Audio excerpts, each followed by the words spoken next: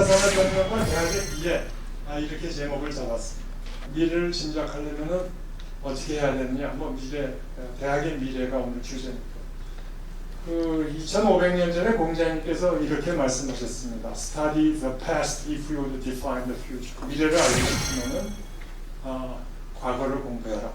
이 역사를 공부하는 이유겠죠. 참 공자님의 지혜라는 게 진짜 대단합니다. 2500년 전에 이런 지혜를 우리한테 알려주시고 그것도 이렇게 영어로 말씀하셨으니까 뭐 대단하십니다. 그래서 과거를 잠깐 특히 오늘 이제 4차 산업혁명이니까 산업혁명에 대해서 다 아시죠?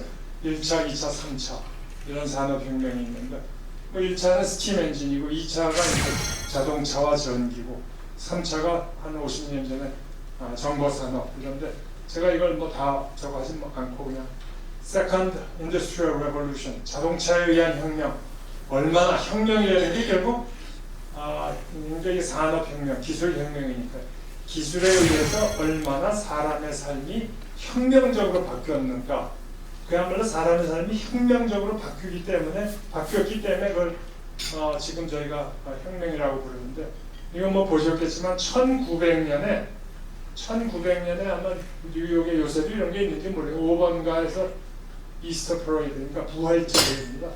부활절 퍼레이드인데 여기 보시면 전부 마차입니다. 전부 마차 행렬이고 딱 한 대, 잘 안 보이죠? 제가 동그라미에서 딱 한 대 자동차입니다. 1900년입니다. 이게 1900년.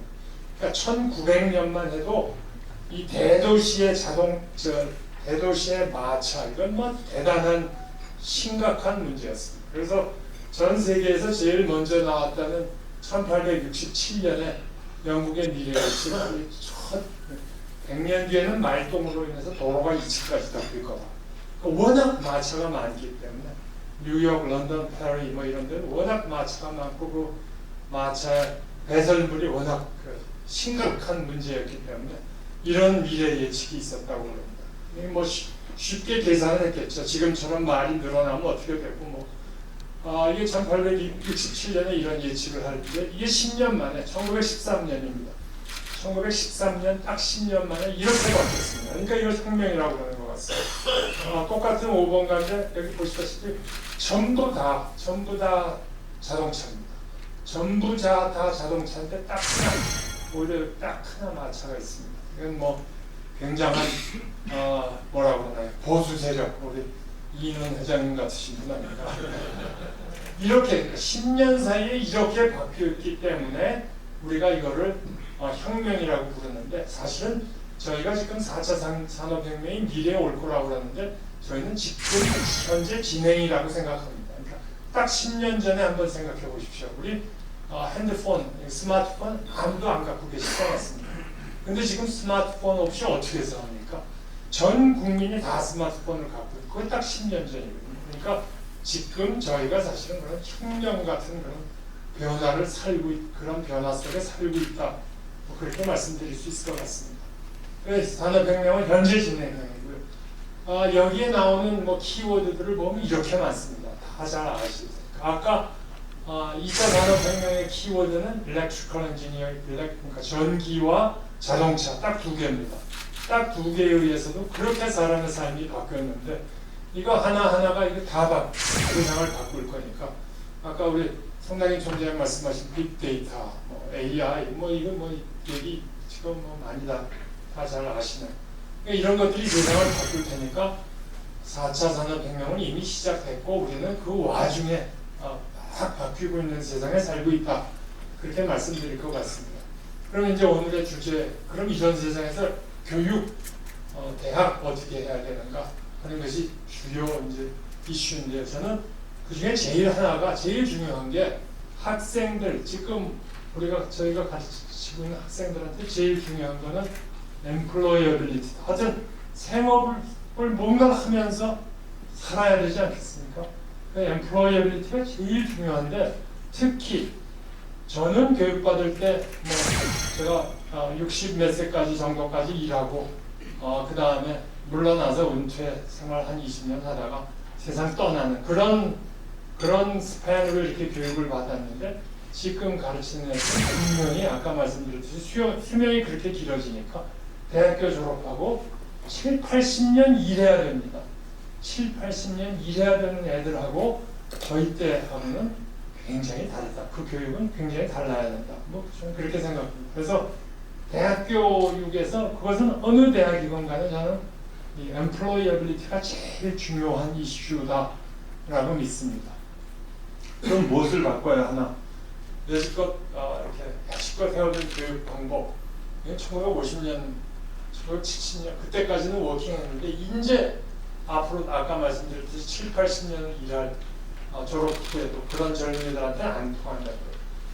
그 교육 방법에 대해서는 아마 다 잘 아시겠지만 제임스 두데스테트가 그 유니버시티 오브 미시간의 총장을 17년인가 하고 물러나시고 책을 이렇게 기록했었는데 거기에 이제 벌써 한 10년도 더 전입니다. 그분 얘기가 19세기 의사가 오늘의 외과대 운동에 온다면 어떤 일도 못한다. 그러나 19세기 교수가 오늘의 대학에 나타난다면 강의실, 연단, 칠판, 학생 모든 것이 익숙할 것이다. 문학, 역사, 철학, 언어 등은 과목까지 익숙할 것이고 수업 방식도 같을 것이다. 이런 얘기를 썼는데 이게 옳고 그르고가 아니라 과연 이래도 되는가에 대해서 대학이 고민을 해야 된다는 그런 것 같습니다. 그리고 이건 존 듀이의 유명한 교육학자 아닙니까? 이분이 If we teach today as we taught yesterday, 우리가 과거 가르쳤던 것처럼 오늘 학생을 가르치면은 그거는 학생의 미래를 빼앗는 거다. 라고 벌써 근데 저희는 지금 계속 과거 방식을 교육 방식에 있어서 유지하고 있는 거 아닌가. 그런 여기에 이제 사실은 마지막 말씀입니다만 MIT, 하버드, 미국의 진짜 또 유럽의 어마어마하게 좋은 대학들, 오래된 대학들, 이런 탑 유니버시티들이 있습니다. 전 세계 무대로 봤을 때. 이 대학들이 사실 저희보다 훨씬 돈도 많고 좋은 학생 데리고 가고 좋은 교수 데리고 갑니다. 다 데리고 가요. 그러니까 그런 대학들은 저는 발전이 이렇게 되고 있는 것 같습니다. 이렇게 그냥 막 점점 가속하고 있는데 우리의 대학들은, 대한민국 대학들은 애를 많이 써도 이런 것 같습니다. 그러니까 날이 갈수록 오히려 시간이 갈수록 저 갭은 더 커지죠. 저 갭은 더 커지니까 저 갭을 줄이기 위해서는 그냥 가면은 저는 앞으로 50년 후 100년 후에 우리 다 뺏길 것 같습니다. 다 외국 가서 공부할 것 같습니다. 그래서 이거를 바꾸려면은 저는 아까 계속 얘기했지만 대학의 역사를 바꾸는 엉뚱한 일, 그런 아주 혁신적인 일을 해서 이 발전의 슬로프를 바꿔줘야 그래야 겨우 그 갭을 좀 줄여주지 않을까. 그래서 그 교육이나 이런 데서 MIT도 볼드 엑스퍼리먼트를 하고 있는데 우리도 좀 그래야 되지 않나. 그런 생각을 하고 있습니다. 그래서 마지막으로 뭘 바꿔야 되냐? 제가 그냥 이게 발제의 의미에서 오늘 이제 토론을 많이 하실 테니까 롱펠로우의 이 말에 이런 게 있습니다. All things must change to something new, to something strange. 이상한 거까지 해봐도 좋지 않을까. 그런 것을 마지막으로 결론으로 마칩니다. 감사합니다. 네,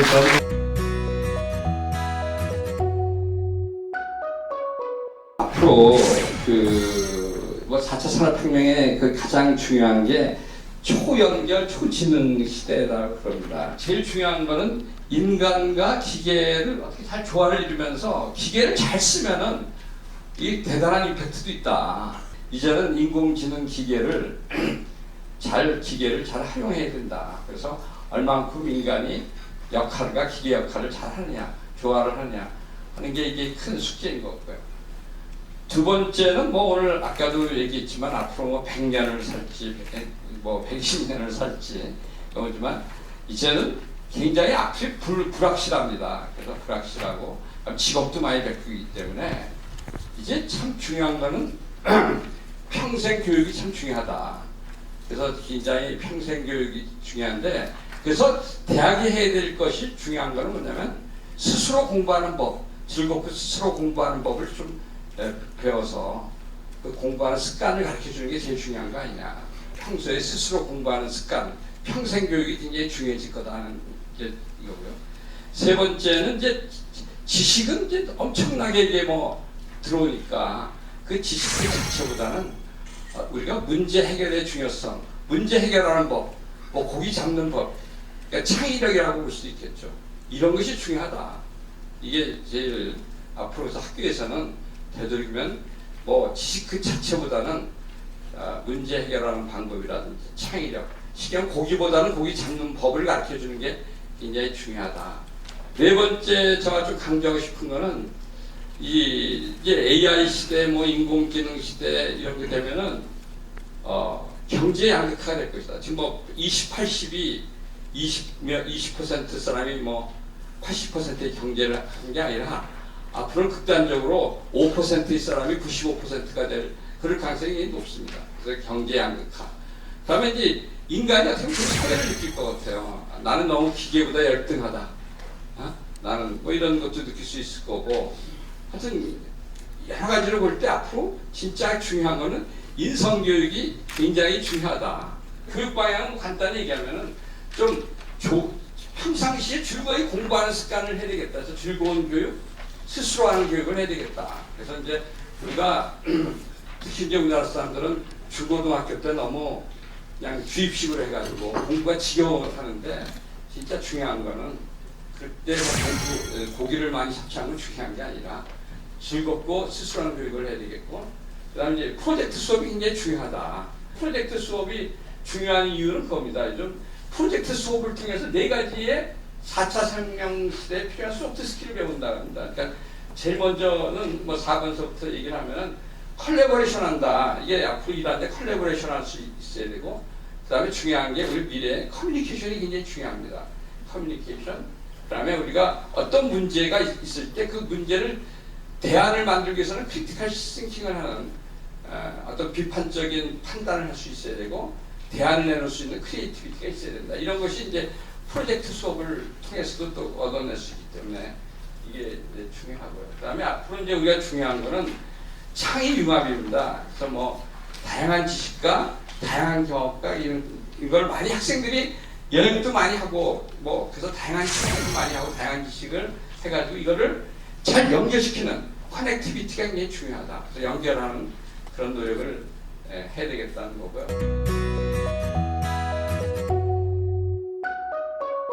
사회 환경이 많이 변화했고 앞으로 4차 산업혁명 시대에는 기술의 변화 중에 굉장히 빨라진다. 그럼에도 불구하고 아까 김도영 총장님 잠깐 언급하셨듯이 200년이 지나도 교육의 변화 중인 별로 바뀌지 않고 있다. 결국은 이제 앞으로 우리 사회가 계속 발전해 나가기 위해서는, 우리 대한민국이 발전해 나가기 위해서는 우리 대학도 교육도 그 사회 변화에 주기를 맞춰야 되겠다. 그런 차원에서 이제 제가 정리하면 저렇게 그 굉장히 전부 다 전체적으로 대량 생산하고 이런 것들이 분산화가 되고 지식 기반이 되고 소비자 중심이 될 것이다. 이렇게 생각하고 있습니다. 그래서 4차 산업혁명이라는 것은 뭐 한마디로 말씀드리면 지금까지 대량 생산에서 모든 다양해지는 소비자의 기호를 반영한 매스 커스터마이제이션을 가지 않을까 생각이 됩니다. 특히 국가별 그 제조업 비중을 보면 뭐 잘 아시다시피 우리나라가 굉장히 높습니다. 30% 높고, 이것이 지금 현재 우리나라 경제 성장의 견인차가 되었기 때문에 또 이런 제조업의 비중을 갑자기 낮출 수는 없고, 우리는 어떻게 4차 산업혁명 시대를 맞이해서도 이 제조업을 잘 살리는, 우리의 특성을 잘 살리는 방향으로 가야 되지 않을까 그렇게 생각합니다. 그러나 제조업이 좀 힘든 게, 이건 뭐 신문 보도에 의하면 제조업 평균 수명도 점점 짧아질 것이다. 문제는 그러면 결국은 여기에 인력을 공급하는 대학에서도 그 평균 수명의 변화에 맞춰서 그에 맞는 인재를 공급해야 될 것이다. 그래서 뭐 마이크로 디그리라든지 마이크로 칼리지라든지 뭐 미국에서 벌써 석 달 정도로 다 과정을 끝내는, 그래서 변화에 굉장히 대응할 수 있는 이런 교육도 많이 하고 있는 것 같습니다. 미래에 도대체 어떤 인재가 필요할 것이냐? 기술 레벨로 다 상중하를 나누게 되면 이 하이 레벨은 계속 늘어날 것이지만 이 중간 레벨은 점점 사라질 것이다. 그리고 이 하위 레벨은 비슷하게 유지할 것이다. 이게 굉장히 이제 교육에서도 초점을 맞추기가 어려운 상황입니다. 우리가 다양한 교육기관이 있고 다양한 교육 레벨을 가지고 가는데, 실제로 아까 말씀하신 것 같이 직업 능력이라는 것은 하이 레벨 쪽으로 갈 것이다.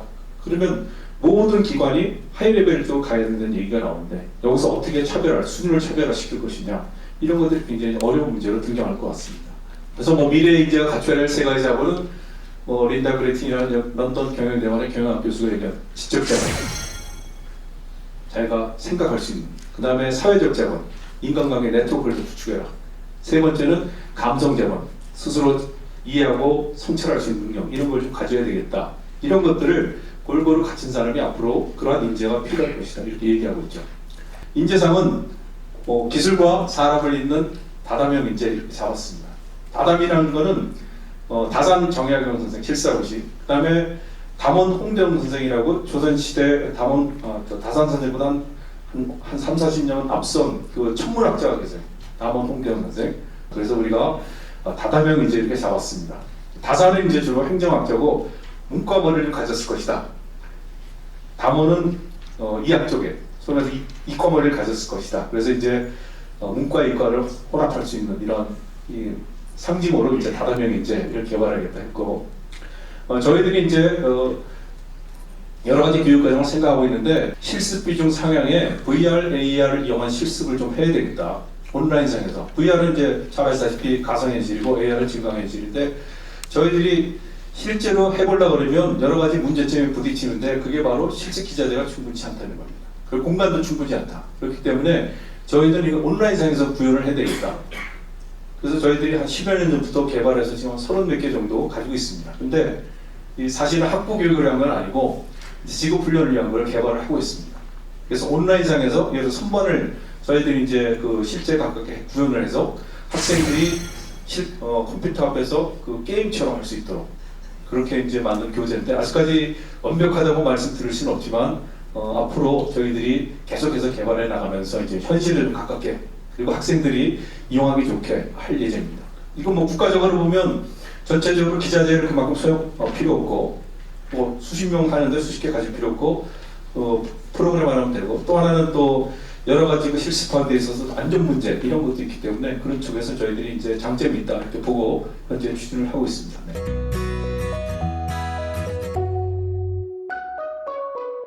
택시가 이 택시 기사가 되려면 굉장히 어렵다고 합니다. 더 날리지라는 시험을 쳐가지고 그 6만 개에 해당되는 거리를 전부 다 외우고 있어야 시험을 합격할 수 있는데 그 시험을 합격하려면 한 12번 정도 시험을 쳐야 합격을 한다고 합니다.